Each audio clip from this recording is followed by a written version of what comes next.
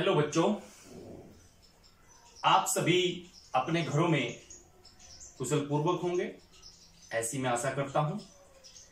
बच्चों, इससे पहले वाली वीडियो में मैंने आपको विलयन की सांद्रताएं व्यक्त करने की या ज्ञात करने की कुछ विधियां बताई थी, जिसमें से हमने द्रव्यमान प्रतिशत, आयतन प्रतिशत, ppm में सांद्रता, ये हमने 3 बातों का अध्ययन पिछली वीडियो में किया था।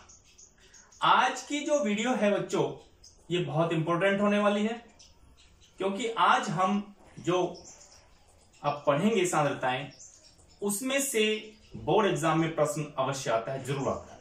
तो इस वीडियो को आप ध्यान से देखें, पूरी वीडियो को देखें। तो बच्चों आगे बढ़ते हैं।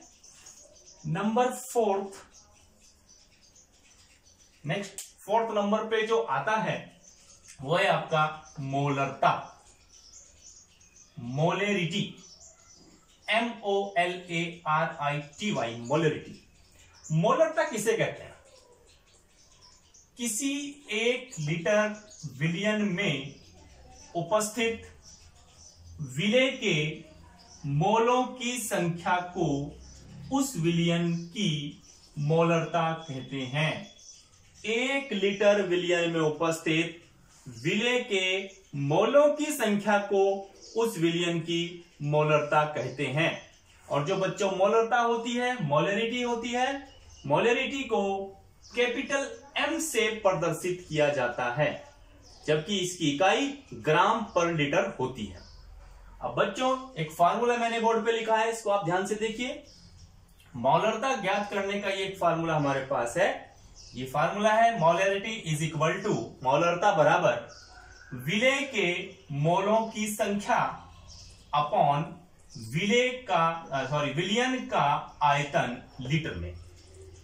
विलेय के मोलों की संख्या अपॉन विलयन का आयतन लीटर में। ये इस फार्मूले के माध्यम से हम किसी भी विलयन की मोलेरिटी ज्ञात कर सकते हैं। अब बच्चों मोलेरिटी के बारे में जैसे मैंने परिभाषा बताई, किसी 1 लीटर विलयन में उपस्थित विलेय के मोलों की संख्या उस विलयन की मोलरता कहलाती है। तो मोलरता विलेय के मोलों की संख्या, अगर इसको आगे बढ़ाएं तो इसमें एक शब्द आता है बच्चों, वो है मोल।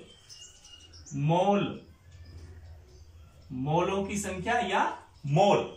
सबसे पहले हमें यह पता होना बहुत जरूरी है कि मोल किस प्रकार से ज्ञात किए जाते हैं, या मोल किस प्रकार बनाए जाते हैं, या मोल किसे कहते हैं। मोलों के बारे में, मोल संकल्पना और मोल के बारे में आप 11th क्लास में भली भांति पढ़ चुके हैं। यहां मैं ज्यादा डीपली नहीं जाऊंगा, लेकिन आपको थोड़ा सा जरूर समझाऊंगा कि मोल किस प्रकार से ज्ञात हो सकते हैं। यदि हमें मोल चाहिए, किसी भी पदार्थ के मोल हमें चाहिए, तो बच्चों उसके लिए फार्मूला होता है मोल बराबर उस पदार्थ का अणुभार जिसको आप आणविक द्रव्यमान भी कह सकते हो। उस पदार्थ का अणुभार, एक तो ये चीज हमें चाहिए, और दूसरा उस पदार्थ की मात्रा, पदार्थ की मात्रा। ये 2 चीजों का ज्ञान हमें मोल के लिए आवश्यक होता है। किसी पदार्थ की मात्रा, या किसी पदार्थ का द्रव्यमान, या किसी पदार्थ का भार, और अणुभार, उस पदार्थ का अणुभार। तो बच्चों पहले हम बात करते हैं अणुभार। अणुभार कैसे ज्ञात होता है?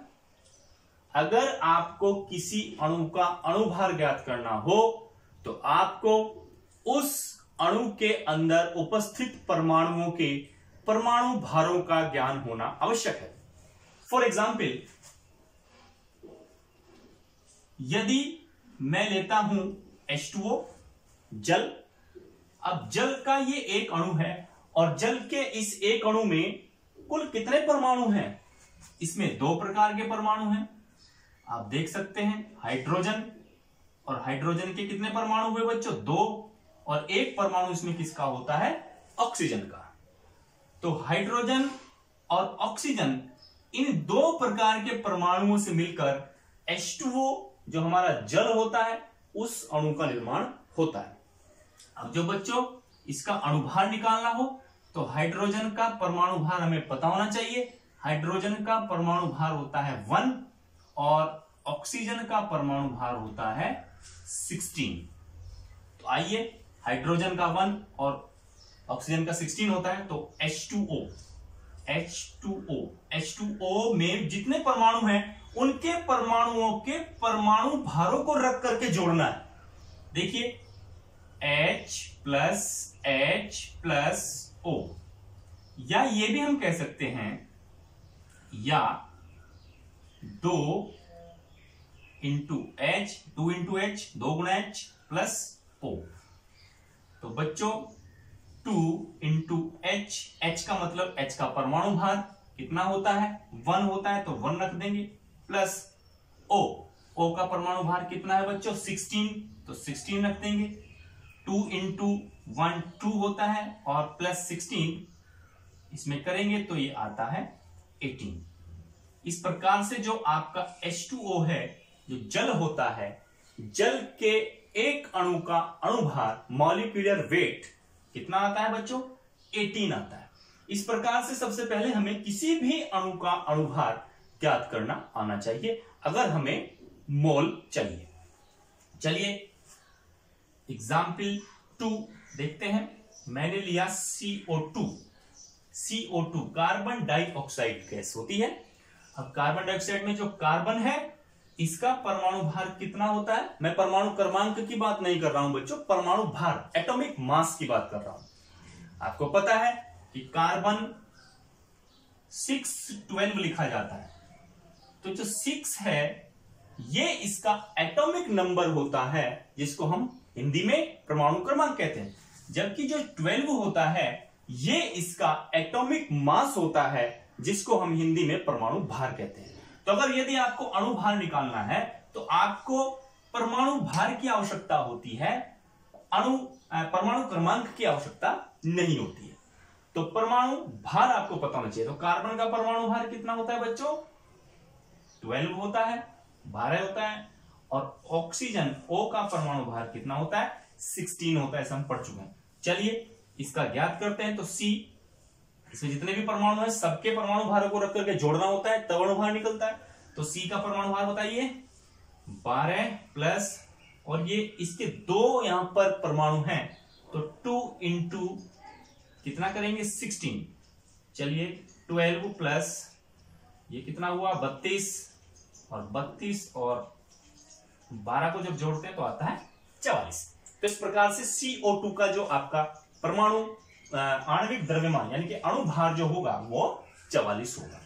चलिए बच्चों एक एग्जाम्पल में आपको और बता देता हूं, ये थोड़ा सा बड़ा लेते हैं, H2SO4 सल्फ्यूरिक एसिड, और इस बार इसमें तत्वों की संख्या 3 है, 2 नहीं है। तो इसमें तत्व हम देख सकते हैं, एक हाइड्रोजन है, सल्फर है, ऑक्सीजन है।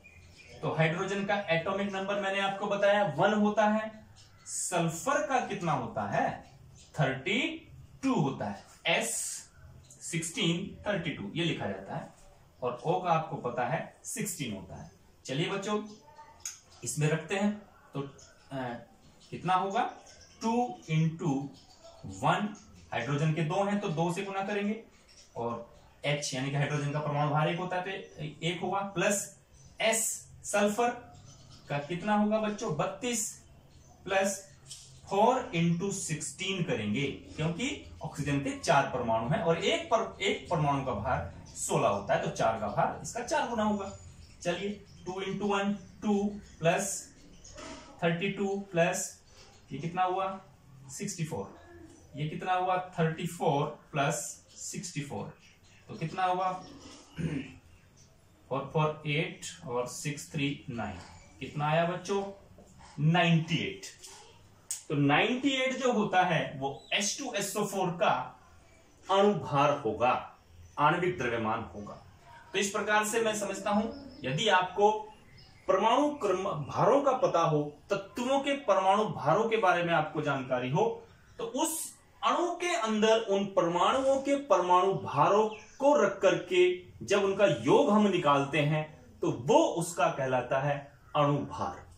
तो बच्चों इस प्रकार से हम अणुभार निकालना जरूर सीखें, क्योंकि यदि हमें मोलैलिटी पढ़नी है या इससे अगला टॉपिक बताया जाएगा मोलैलिटी पढ़नी है या मोल फ्रैक्शन पढ़ना है, तो उसमें आपको इस अणुभार की आवश्यकता जरूर पड़ेगी। तो इसको आप जरूर ध्यान से देखिए किस प्रकार से मैंने इसको ज्ञात किया है।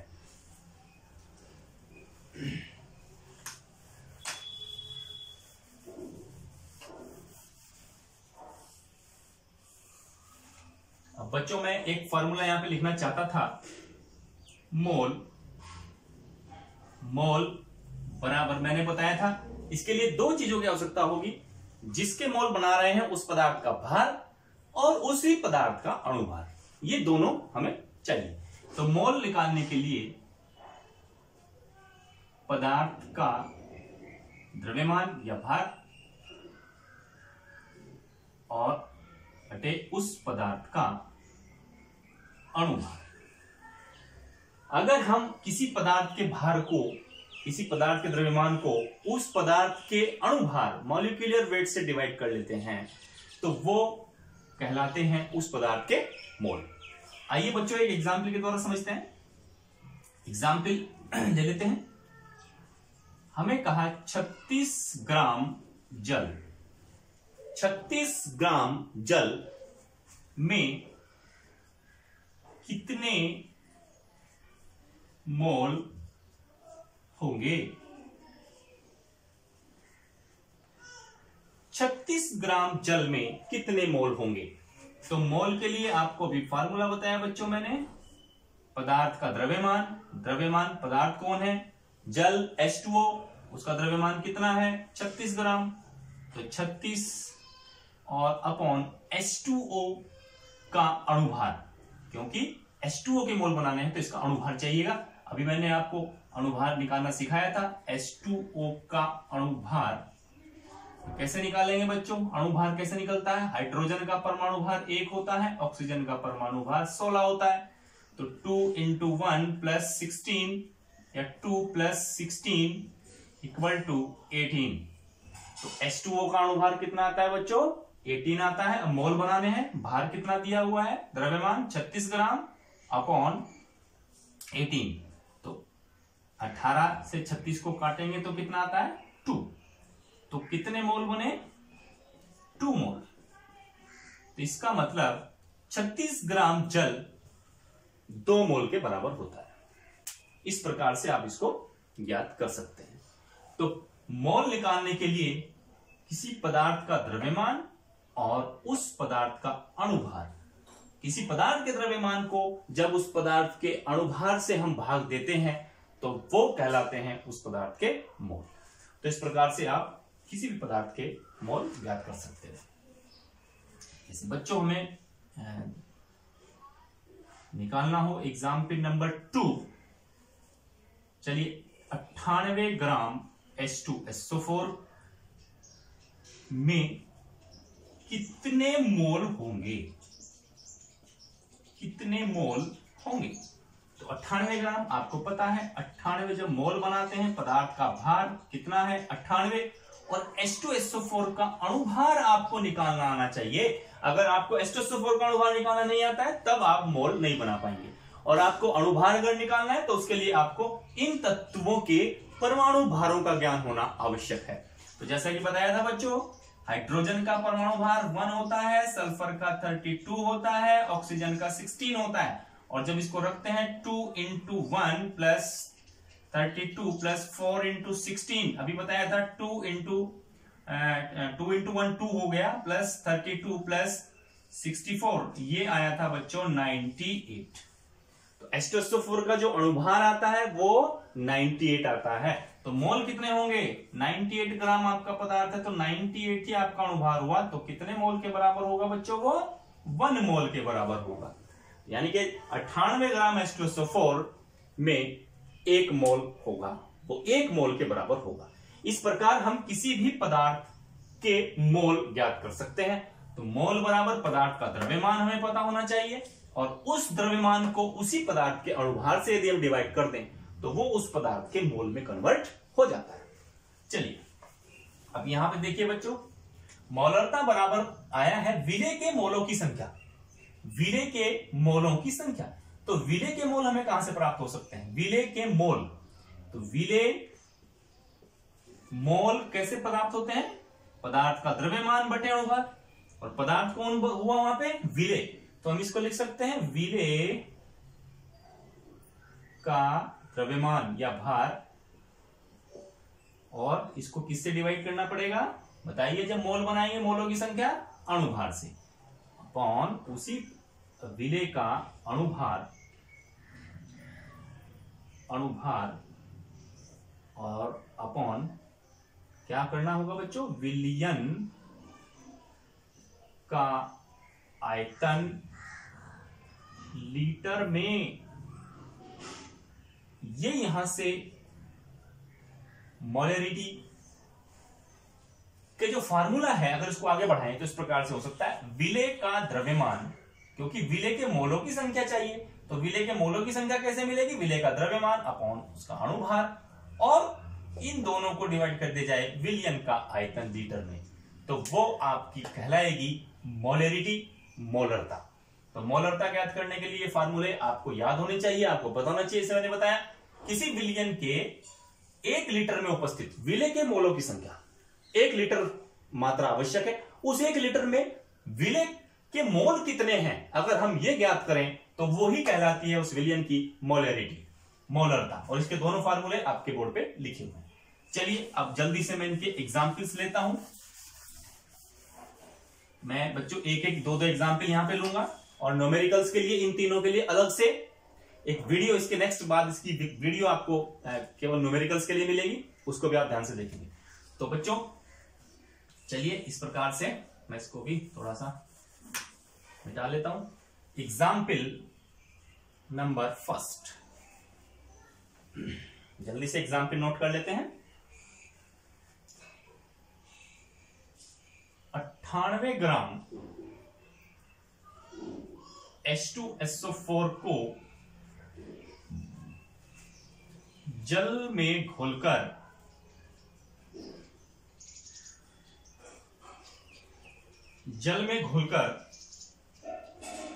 10 लीटर आयतन प्राप्त किया गया।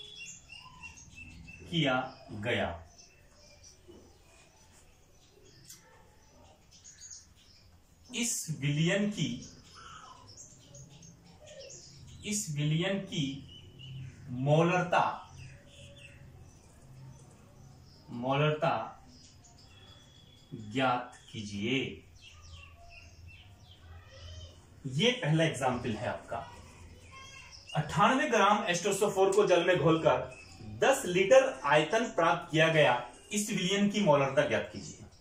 चलिए बच्चों, इस न्यूमेरिकल को पहले अपनी कॉपी पे नोट कर लीजिए, मैं आपको 10 सेकंड का समय देता हूं।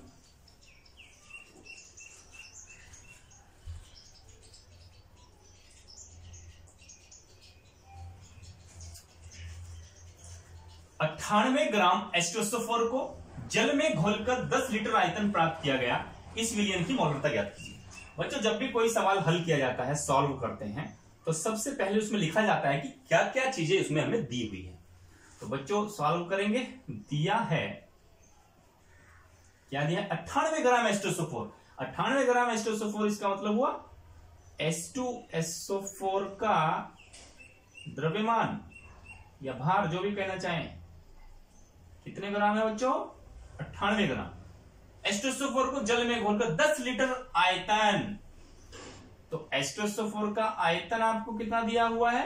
आयतन इज इक्वल टू 10 लीटर। आपको पता है कि आयतन मोलरता के लिए हमें किसमें चाहिए? लीटर में ही चाहिए। अगर वो मिलीलीटर में दिया हो तो उसको आपको लीटर में चेंज करना पड़ेगा। तो आयतन लीटर में आपको दिया है। चलिए अब आपको निकालनी क्या है बच्चों? मोलरता। तो मोलरता इज इक्वल टू आपको ज्ञात करना है। तो अभी मैंने आपको मोलरता के लिए फॉर्मूला बताया था बच्चों। मोलरता का फॉर्मूला हर बार लिखना है आपको, चाहे कितने भी न्यूमेरिकल आप कर रहे हो, फॉर्मूला जरूर लिखें। मोलरता इज इक्वल टू विलेय के मोलों की संख्या और अपॉन विलयन का आयतन लीटर में। विलेय के मोलों की संख्या। तो H2SO4 को जल में घोला गया है, 98 ग्राम H2SO4 को जल में घोल करके 10 लीटर आयतन प्राप्त किया गया। तो इसमें जो आपका विलेय है वो H2SO4 है और उसकी मात्रा कितनी है, 98 ग्राम। अब आपको पता है, जैसे मैंने बताया था, विलेय के मोल, तो विलेय के मोल कैसे बनेंगे बच्चों, विलेय कौन है, H2SO4, तो H2SO4 का भार या द्रव्यमान अपॉन इसका अणुभार और अपॉन आयतन किसमें लेना होता है, लीटर में। ये फिक्स है, आयतन आपको लीटर में ही चाहिए। लीटर में नहीं दिया है तो इसको आप लीटर में चेंज करेंगे, मिलीलीटर में आयतन नहीं लिखेंगे। H2SO4 का द्रव्यमान, सवाल में देखिए H2SO4 द्रव्यमान कितना लिया बच्चों, 98 अपॉन अणुभार कितना होता है H2SO4 का, मैंने अभी थोड़ी देर पहले आपको ज्ञात करके दिखाया था। अणुभार, H2SO4 का अणुभार कैसे निकालते हैं, H का परमाणु भार 1, S का 32 और O का 16।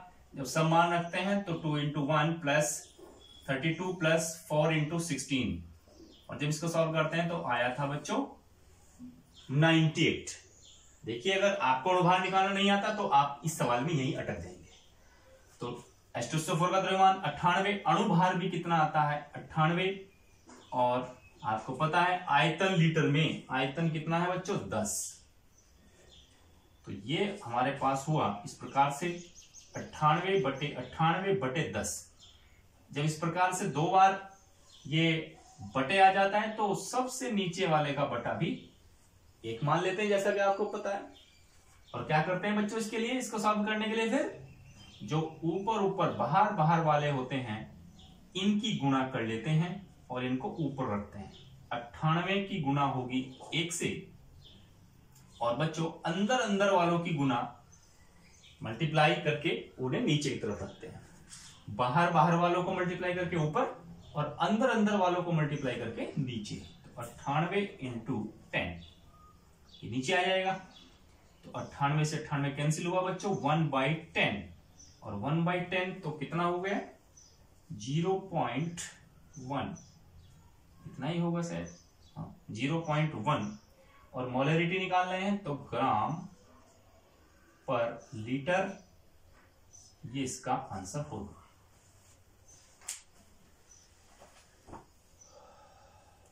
जीरो 0.01, ये इस प्रकार से मोलरिटी निकल जाएगी। तो आपके 98 ग्राम H2SO4 जल में घोलकर 10 लीटर आयतन प्राप्त किया गया, इस विलयन की मोलरिटी कितनी होगी 0.01 ग्राम पर लीटर, या इसको आप ऐसे लिख सकते हो मोलरिटी को 0.01 कैपिटल M। कैपिटल M का मतलब ऑलरेडी आपका मोलरिटी ही होगा, तो इसको सिंबल कैपिटल M से लिखते हैं। और जब इसका आंसर लिखा जाता है तो ग्राम पर लीटर या कैपिटल M जरूर लिखा जाता है। तो इस प्रकार से इस न्यूमेरिकल को आप देख सकते हैं। एक एग्जाम्पल मैं आपको और यहां पे देता हूं जल्दी से, ये अच्छा एग्जाम्पल है।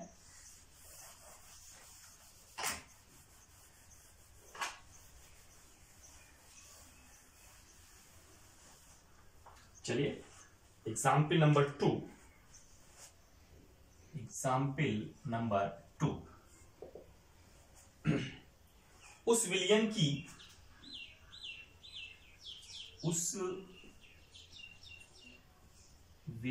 की मोलरता की गणना कीजिए जिसमें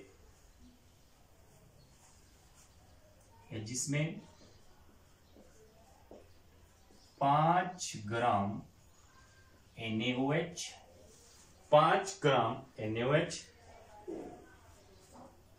450 ml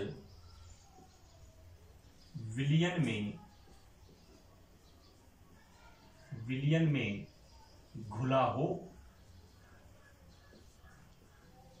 ये बहुत अच्छा सवाल है, बहुत अच्छा न्यूमेरिकल है, ये कई बार बोर्ड एग्जाम में आया है बच्चों, आप इसको देख सकते हैं। पिछले कई वर्षों में ये कई बार पूछा गया। उस विलयन की मोलरिटी की गणना कीजिए जिसमें 5 ग्राम NaOH 450 ml विलयन में घुला हो।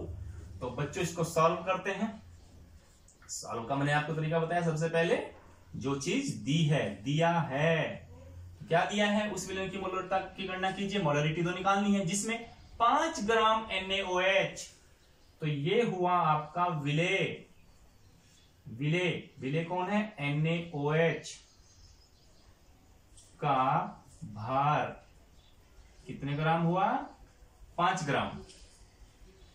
चलिए 450 ml विलयन में घुला हो तो यहां पर जो आयतन आपको दिया है बच्चों, आयतन आपको दिया है 450 ml, मिलीलीटर में इस बार आयतन है। और आपको निकालना क्या है? मोलरिटी, M आपको निकालना। और मोलरिटी निकालने का फॉर्मूला आपको बताया था बच्चों, विलेय के मोलों की संख्या या विलेय का भार बटे उसका अणुभार और बटे आयतन लीटर में, जो भी आप चाहें। चलिए तो विलेय कौन है बच्चों? NaOH। तो आएगा NaOH का भार और अपॉन NaOH का ही क्या लिखना पड़ेगा? अणुभार। जब इन दोनों को हम ऐसे भाग करते हैं तो आपको पता है NaOH के भार को उसके अणुभार से भाग करेंगे तो ये क्या बन जाता है बच्चों? मोलों की संख्या। NaOH के मोल बन जाएंगे। और जब इसको हम इन मोलों की संख्या को उसके आयतन से डिवाइड करेंगे, और वो भी आयतन किसमें? लीटर में, तो फिर आपका ये मोलरिटी निकल जाती है। तो NaOH का भार हमें पता है 5 ग्राम है, अणुभार हमें नहीं पता है, तो अणुभार हमें निकालना होगा। तो NaOH का अणुभार, तो इसमें बच्चों जो Na होता है 23, इसका परमाणु भार होता है आपको पता है Na 1123, 11 परमाणु क्रमांक होता है, 23 इसका परमाणु भार होता है। Na23, O का आपको पता है 16 और H का आपको पता है 1 होता है। इसमें रखेंगे Na23 प्लस 16 प्लस 1, तो ये कितना हुआ बच्चों? 23 प्लस 17, ये होगा 40। तो NaOH का अणुभार हमारे पास कितना आया? 40। ये आपको न्यूमेरिकल में निकाल के दिखाना होगा। 40 होता है। चलिए मान रख देते हैं। बताइए NaOH का भार 5 ग्राम अपॉन अणुभार कितना है बच्चों? अभी निकाला है 40, और आयतन लीटर में, आयतन लीटर में। लेकिन इस बार हमें आयतन लीटर में नहीं दिया गया है, आयतन किस में दिया गया है? मिलीलीटर में। तो जब आयतन आपको मिलीलीटर में दिया गया हो तो आपको आयतन का मान मिलीलीटर में नहीं लिखना है, बल्कि किस में लिखना है? लीटर में लिखना है। और जब लीटर में लिखना हो तो उसके लिए क्या बताया था बच्चों? तो आपको पता होना चाहिए 1 लीटर में कितने मिलीलीटर होते हैं? 1000 मिलीलीटर होते हैं। तो ये कितने मिलीलीटर हुआ? 450। अब इसको लीटर में अगर चेंज करना हो तो इसको भाग करना होगा 1000 से। अब ये लीटर बन चुके हैं। अब मैंने आपको इससे पहले बताया था बाहर वालों की मल्टीप्लाई करके ऊपर रखना है। तो बाहर कौन है? 5, इधर बाहर कौन है? 1000। तो 5 इंटू 1000 अपॉन अंदर वालों की मल्टीप्लाई करके नीचे रखना है। तो अंदर कौन है? 40 और 450। अब इसको सॉल्व करेंगे तो आपका आंसर आएगा। इसको आप ऐसे काट सकते हैं और इसका मैं आंसर आपको जल्दी से बता देता हूं। इसका आंसर आप सॉल्व करके देखेंगे बच्चों, 0.27 m, ये आपका आंसर आएगा। Molarity is equal to 0.27 capital M। Capital M लिख लीजिए, या ग्राम प्रति लीटर, जैसे मैंने आपको बताया इसका मात्रक होता है, किसका? मोलरिटी का। इस प्रकार से 2 एग्जाम्पल द्वारा मैंने आपको समझाया कि किस प्रकार से मोलरिटी ज्ञात की जाती है। अब इसमें बहुत सारे आपके मोलरिटी के ऊपर बहुत सारे एग्जाम्पल्स हैं बच्चों। एग्जाम्पल्स के लिए अलग से मैं आपको इस वीडियो के जस्ट बाद वीडियो दूंगा। तो तब तक आप इस एग्जाम्पल के, इन 2 एग्जाम्पल्स के माध्यम से मोलरिटी को समझने का प्रयास कीजिए। इस प्रकार से मोलरिटी ज्ञात की जाती है। चलिए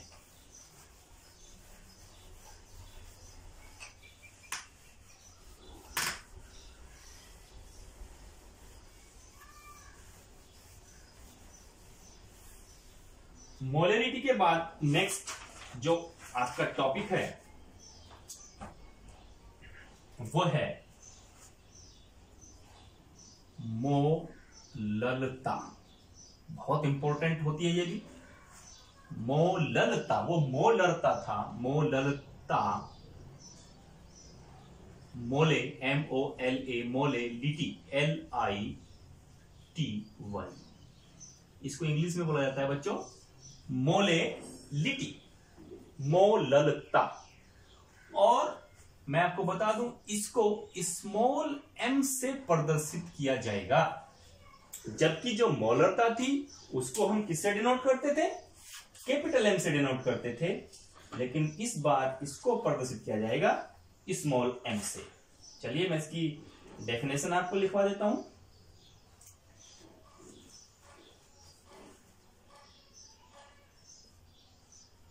किसी 1 किलोग्राम, ये ध्यान देंगे वहां पर 1 लीटर था, किसी 1 किलोग्राम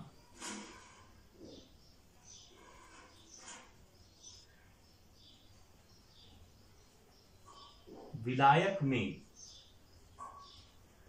उपस्थित विलेय के मोलों की संख्या को उस विलयन की मोललता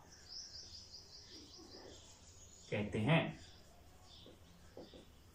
किसी 1 किलोग्राम विलायक में उपस्थित विलेय के मोलों की संख्या को उस विलयन की मोललता कहते हैं और इसको स्मॉल m से प्रदर्शित करते हैं। चलिए मोललता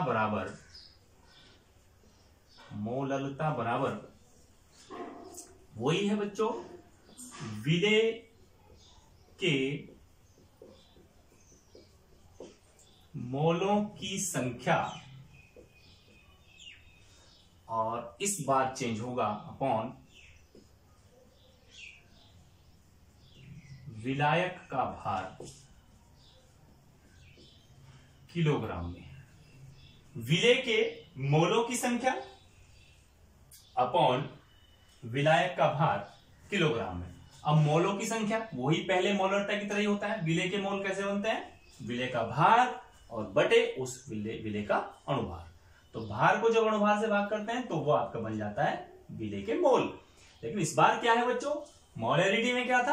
अपॉन विलियन का आयतन लीटर में था। इस बार है विलायक का भार केजी में। तो अगर इस फार्मूले को हम आगे ले जाना चाहे तो क्या होगा? विलेय के मोल कैसे बनते हैं? विलेय का द्रव्यमान या भार अपॉन, बताइए, विलेय का अणुभार। भार को अणुभार से भाग कर लेते हैं तो ये मोल हो जाते हैं। और अपॉन क्या है बच्चों? विलायक का भार केजी में, किलोग्राम में। ये आपका होता है मोलेलिटी, स्मॉल m से। विलेय का भार अपॉन विलेय का अणुभार अपॉन विलायक का भार केजी में। ये अंतर समझिए, विलायक का भार, ये दोनों बातें सेम है ऊपर वाली, लेकिन नीचे जो है विलायक का भार किलोग्राम में, ये बिल्कुल अलग है। वहां पर ये था विलियन का आयतन लीटर में। तो इस फार्मूले को आप ध्यान से रखें, इसलिए बताया गया किसी 1 किलोग्राम विलायक में उपस्थित विलेय के मोलों की संख्या को उस विलयन की मोलैलिटी कहते हैं। तो मोलैलिटी इज इक्वल टू विलेय के मोलों की संख्या अपॉन विलायक का भार केजी में। एक एग्जाम्पल से बच्चों जल्दी से समझते हैं। एग्जाम्पल नंबर फर्स्ट लेता हूं मैं इसमें जल्दी से। 200 ग्राम जल में 200 ग्राम जल में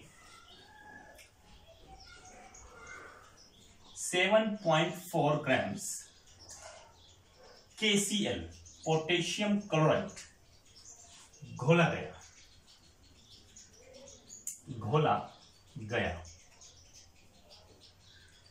विलयन की मोललता क्या होगी? मोललता क्या होगी? 200 ग्राम जल में 7.45 ग्राम KCl घोला गया। विलयन की मोललता क्या होगी?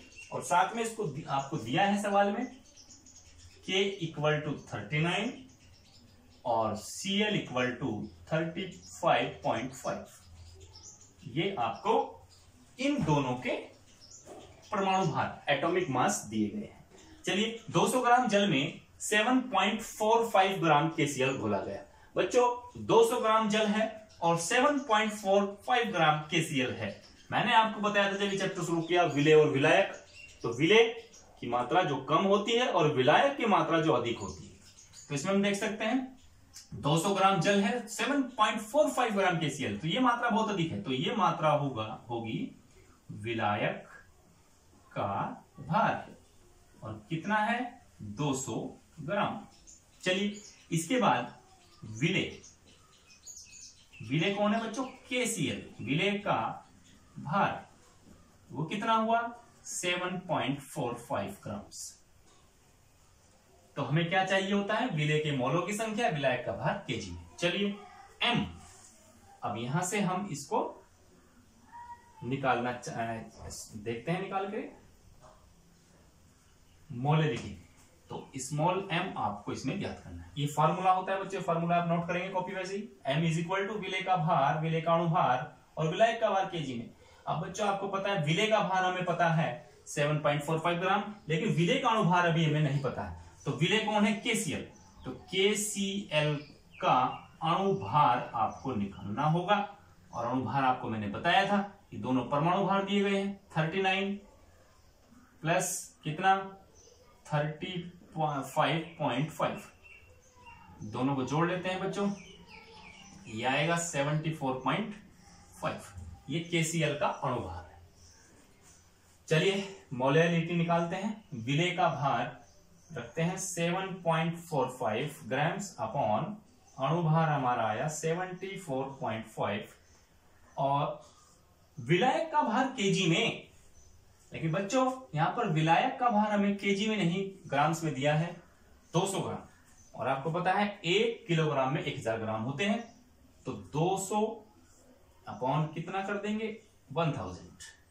चलिए n इज इक्वल टू बाहर वालों की गुना करके ऊपर रखते हैं, तो 7.45 इंटू 1000 अपॉन अंदर वालों की गुना करके नीचे रखेंगे 74.5 इंटू 200। इस प्रकार से बच्चों ये हमारा आ जाता है। इसको हम कैलकुलेशन कर लेंगे, मुझे उम्मीद है आप इसको कैलकुलेट करेंगे। और इसको कैलकुलेशन बहुत आसान है, ये 5 आ जाता है, इसमें दशमलव हटा कर इसको हम काट सकते हैं। तो m मोलैलिटी जब आप इसको कैलकुलेट कर लेंगे तो उसके बाद इसमें आपका आना चाहिए आंसर 0.5 स्मॉल। यहां पर ग्राम पर केजी इसका मात्रक होगा, वहां पर ग्राम पर लीटर था, यहां पर ग्राम पर केजी या स्मॉल m आप लिख सकते हैं। तो इस प्रकार से ये मोलैलिटी आप निकाल सकते हैं। मोलैलिटी और मोलैरिटी में अंतर इतना होता है कि वहां पर आपको विलयन का आयतन लीटर में चाहता है और यहां पर आपको विलायक का भार केजी में चाहिए होता है। तो यहां पर आपको विलेय और विलायक दोनों दिए गए होंगे। और बच्चों ये पहचानना बहुत आसान है कि इसमें विलेय और विलायक कौन होगा, ये मैंने आपको बहुत अच्छे तरीके से बताया था। जिसको नहीं पता वो इस चैप्टर की सबसे पहले वाली वीडियो जरूर देखे। तो इसमें 200 मात्रा है, 200 ग्राम मात्रा है और 7.45 ग्राम मात्रा है। तो जो मात्रा अधिक होती है वो हमेशा विलायक होता है और जो मात्रा कम होती है वो हमेशा विलेय होता है। तो इस प्रकार से हम मोलैलिटी को याद कर सकते हैं। इसको आप नोट कर लिया करें, वहां पर उसको पॉज करके इसको नोट कर सकते हैं।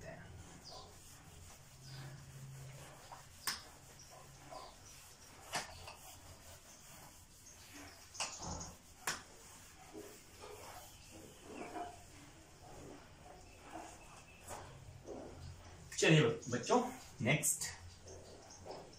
नेक्स्ट आपका है मोल प्रभाज्य। इसी को बोला जाता है बच्चों मोल अंश, और इंग्लिश में इसको लिखा जाता है mole fraction. Mole fraction FRACTIO। मोल प्रभाज्य, मोल अंश या मोल फ्रैक्शन। तो बच्चों ये बहुत इंपॉर्टेंट, मोलैरिटी, मोलेलिटी और मोल फ्रैक्शन तीनों में से कंफर्म क्वेश्चन आपके बोर्ड एग्जाम में जरूर आता है। तो इसको भी आप ध्यान से पढ़ेंगे। मोल फ्रैक्शन या मोल अंश क्या होता है, इसकी एक परिभाषा मैं आपको बता देता हूं। किसी विलयन में उपस्थित विलेय और विलायक के मोल, किसी विलयन में उपस्थित विलेय और विलायक के मोल तथा उस विलयन के, या ये कह लीजिए संपूर्ण विलयन के मोल। अभी मैं इसको क्लियर करूंगा आपको। संपूर्ण विलयन के मोल, विलेय और विलायक के मोल और संपूर्ण विलयन के मोल का जो अनुपात होता है, विलेय या विलायक के मोल, या लिख सकते हैं विलेय या विलायक के मोल और बटे संपूर्ण विलयन के मोल। अगर हम इसको चेक कर रहे हैं तो वो हो जाता है उस विलयन का मोल प्रभाज्य या मोल अंश। या इसकी डेफिनेशन हम कैसे दे सकते हैं बच्चों? किसी विलयन में विलेय या विलायक के मोल तथा उस विलयन में उपस्थित संपूर्ण विलयन के मोलों के अनुपात को उस विलयन का मोल प्रभाज्य या मोल फ्रैक्शन कहते हैं। बच्चों आपको मैंने सबसे पहले बताया था विलयन दो कंपोनेंट्स, आपको याद आ रहा होगा, विलेय और दूसरा होता है विलायक, सॉल्यूट एंड सॉल्वेंट। इसकी मात्रा कम होती है, इसकी मात्रा अधिक होती है। अब बच्चों विलयन दो प्रकार के कंपोनेंट से मिलकर बनता है, विलेय और विलायक से। विलेय या विलायक के मोल, तो विलेय या विलायक के मोल। अब देखिए मोल को यदि मैं x मान दूं तो ये आपको पता, मैंने बताया था विलायक को मैं कैपिटल A से डिनोट करूं और विलेय को B से डिनोट करूं। तो बच्चों यहां पर अगर मुझे विलायक के मोल लिखने हो, विलायक के मोल, तो विलायक के मोल को डिनोट करते हैं x से, लेकिन हैं किसके मोल? विलायक के, और विलायक के साथ क्या लिखते हैं? a। तो ये हो जाएगा XA, विलायक के मोल हो जाएंगे। अगर मैं आपको बताऊं विलेय के मोल, तो मोल को किससे डिनोट करते हैं? x से, लेकिन विलेय के निकालने हैं तो साथ में क्या लगाते हैं? b। तो इस प्रकार से विलायक के मोल क्या हुए बच्चों? XA, और विलेय के मोल क्या हुए? XB। तो हमने क्या बताया? विलेय या विलायक के मोल, तो विलेय या विलायक के मोल ये होते हैं, या विलायक या विलेय के मोल XA और XB। और संपूर्ण विलयन के मोलों से क्या मतलब होता है? संपूर्ण विलयन के मोल। अब संपूर्ण विलयन कैसे बनता है? संपूर्ण विलयन बराबर किससे बनता है? विलेय, या ये कह लो विलायक प्लस विलेय, इससे संपूर्ण विलयन बनता है। तो विलयन या संपूर्ण विलयन के मोल कैसे निकलेंगे बच्चों? विलायक के मोल प्लस विलेय के मोल। विलायक के मोल कितने हैं? XA, और विलेय के मोल कितने हुए? XB। तो XA और XB को जब जोड़ लिया जाएगा तो वो बन जाएंगे संपूर्ण विलयन के मोल। तो इस प्रकार से विलेय या विलायक के मोल और अपॉन संपूर्ण विलयन के मोल, जब ये हम ज्ञात करते हैं तो वो कहलाता है हमारा मोल फ्रैक्शन, मोल प्रभाज्य या मोल अंश। आइए इसको आगे और देखते हैं मोल फ्रैक्शन को।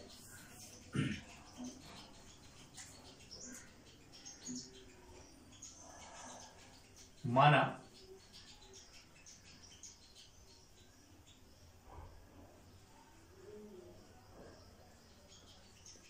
विलयन के मोल बराबर x हैं,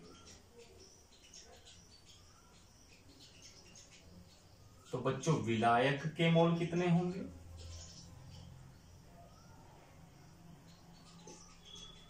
XA, या हम ये भी कह सकते हैं कि मोलों की संख्या x है, तो विलायक के मोलों की संख्या हो जाएगी XA।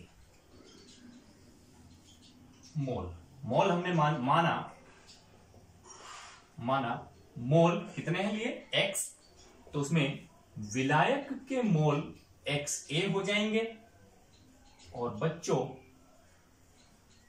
विलेय के मोल XB हो जाएंगे, और जबकि संपूर्ण विलयन के मोल ये कितने होंगे XA प्लस XB होंगे। और मोल फ्रैक्शन क्या होता है? मोल फ्रैक्शन विलायक के मोल बटे संपूर्ण विलयन के मोल। विलायक या विलेय के मोलों की संख्या को जब हम उस विलयन के संपूर्ण मोलों की संख्या से भाग कर देते हैं तो वो कहलाता है उसका मोल फ्रैक्शन। तो यदि बच्चों हमें यहां पर पहला नंबर ये मोल की बात की है मैंने, अभी मोल अंश या मोल प्रभाज की बात नहीं की है। अभी क्या होगा, विलायक का मोल प्रभाज या मोल अंश, या ये कह लीजिए mole fraction of the solvent. तो कैसे निकलेगा बच्चों मोल फ्रैक्शन सॉल्वेंट का, विलायक का? तो क्या बताया, विलायक के मोल और बटे संपूर्ण विलयन के मोल।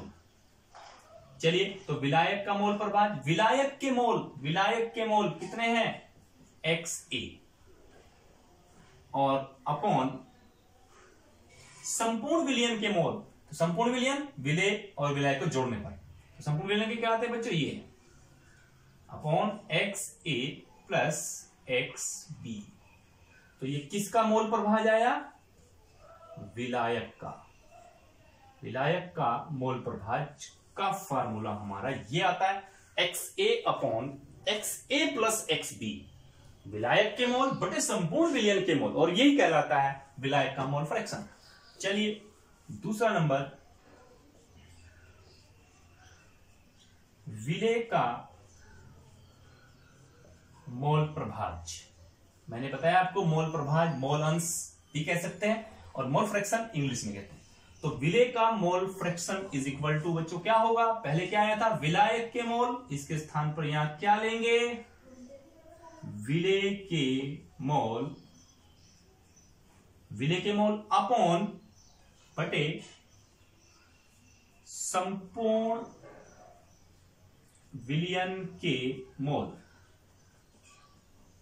चलिए, विलेय के मोल ये कितने XB, तो XB अपॉन संपूर्ण विलयन के मोल कितने हुए XA plus XB।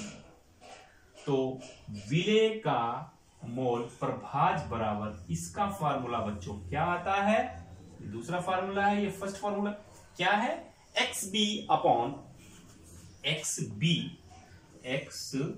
Upon XA plus XB। XB क्या होता है बच्चों, विलेय के मोल, और XA प्लस XB क्या है, विलायक प्लस विलेय के मोल, और विलायक प्लस विलेय क्या होता है, संपूर्ण विलयन, पूरा जो विलयन होता है उसी को हम XA प्लस XB कहते हैं। तो आपको ये याद रखने पड़ेंगे, विलेय का अगर आपको मोल फ्रैक्शन निकालना हो तो विलेय के मोल आपको पता होने चाहिए और बटे संपूर्ण विलयन के मोलों के बारे में आपको पता होना चाहिए। विलायक का आपको निकालना है तो आपको विलायक के मोल पता होने चाहिए, इसको हम XA से डिनोट करते हैं, और आपको विलेय और विलायक दोनों के मोलों का योग यानी कि संपूर्ण विलयन का योग आपको पता होना चाहिए, और इन दोनों का जब अनुपात करते हैं तो वही कहलाता है बच्चों मोल प्रभाज या मोल फ्रैक्शन। ये फार्मूलों को आप नोट कर लीजिए, जैसा मैंने समझाया उस हिसाब से नोट करिए, जल्दी से नोट करिए। मैं एक एग्जाम्पल समझाऊंगा, उसके बाद इन तीनों के न्यूमेरिकल आपको नेक्स्ट वीडियो में दिए जाएंगे। जल्दी से आप ये फार्मूलाज नोट करिए।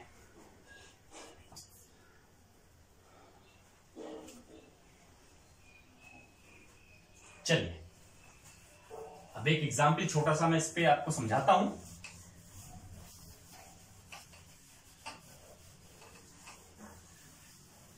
एक एग्जाम्पल ले लेते हैं जल्दी से। एग्जाम्पल 3 मोल एल्कोहल, 3 मोल एल्कोहल को 9 मोल जल में घोला गया। 9 मोल जल में घोला गया तो विलायक एवं विलेय के मोल अंश ज्ञात कीजिए। ये सवाल है बच्चों, ये एग्जाम्पल नंबर फर्स्ट है। 3 मोल अल्कोहल को 9 मोल जल में घोला गया, विलायक एवं विलेय के मोल अंश ज्ञात कीजिए।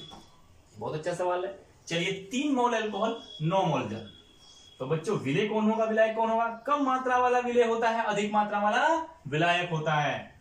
तो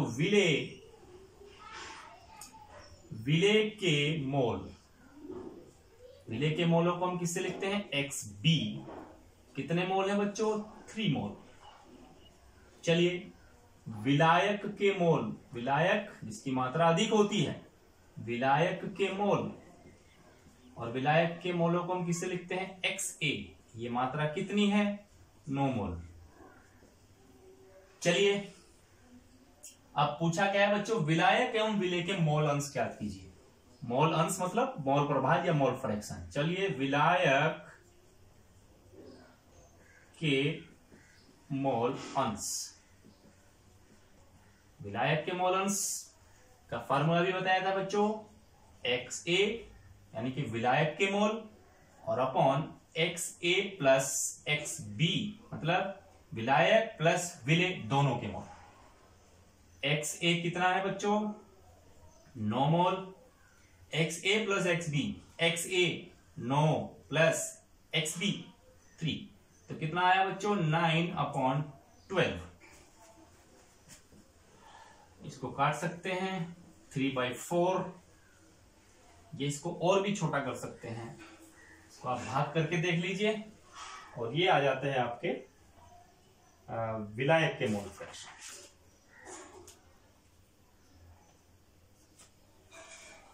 ये आपका आंसर होगा। इसी प्रकार से बच्चों ये तो नंबर 1 विलायक के, दूसरा नंबर हम किसके ज्ञात करेंगे? विलेय के। विलेय के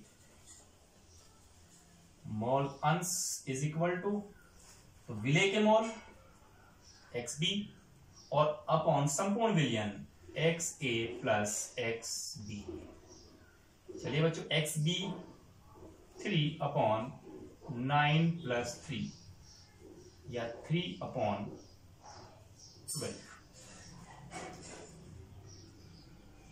ये आया 1/4। इसको आप आगे भी कन्वर्ट करके देख लीजिए दशमलव में, ये आपका आंसर होगा। इसका आंसर ये। तो बच्चों जो इसमें विलायक के मोल होंगे वो आएंगे 3/4 और विलेय के जो मोल अंश होंगे, मोल नहीं मोल अंश, मोल फ्रैक्शन, वो होगा 1/4। आगे दशमलव निकालेंगे, वो आपका आंसर होगा। तो बच्चों इस प्रकार से हम किसी भी विलयन के अंदर विलेय और विलायक के मोल फ्रैक्शन, मोल अंश निकाल सकते हैं। मोल अंश निकालने का सबसे आसान तरीका मैंने बताया। विलायक के मोल निकालने हैं तो विलायक का मोल अंश निकालना है तो विलायक के मोल ऊपर रखिए और विलेय प्लस विलायक यानी कि संपूर्ण विलयन के जो मोल होते हैं उनकी मात्रा को नीचे रखिए, भाग करिए, आपका मोल फ्रैक्शन आ जाता है। इसी प्रकार से विलेय के निकालने हैं तो विलेय के जो मोल हैं वो ऊपर रखिए और विलयन के जो मोल होते हैं वो उससे उसको भाग करना ही आपका मोल फ्रैक्शन कहलाता है। तो ये मोल फ्रैक्शन होगा विलायक का और ये मोल फ्रैक्शन होगा विलेय का। इस प्रकार से हम मोल फ्रैक्शन देख सकते हैं। जैसे मैंने बच्चों बताया, इससे नेक्स्ट वाली जो वीडियो आपको बहुत जल्दी मिलेगी उसमें इन तीनों से संबंधित molarity, molality and mole fraction से संबंधित न्यूमेरिकल्स मैं आपको जरूर बताऊंगा, समझाऊंगा। तो इस वीडियो को ध्यान से पढ़िए, पूरी वीडियो पढ़िए। और कुछ बच्चे अच्छा कमेंट्स भी करते हैं, लाइक भी करते हैं, चैनल को सब्सक्राइब भी किया, उनका मेरी ओर से बहुत बहुत धन्यवाद। और जिन्होंने नहीं किया है वो भी कृपया इस चैनल को सब्सक्राइब करें, लाइक करें और कमेंट्स जरूर लिखा करें, उससे मेरा मनोबल बढ़ता है। यदि आपको ये वीडियोस मेरी अच्छी लग रही हैं, अच्छी पसंद आ रही हैं, तो मुझे लगता है कि मैं आगे और भी अच्छा काम कर पाऊंगा।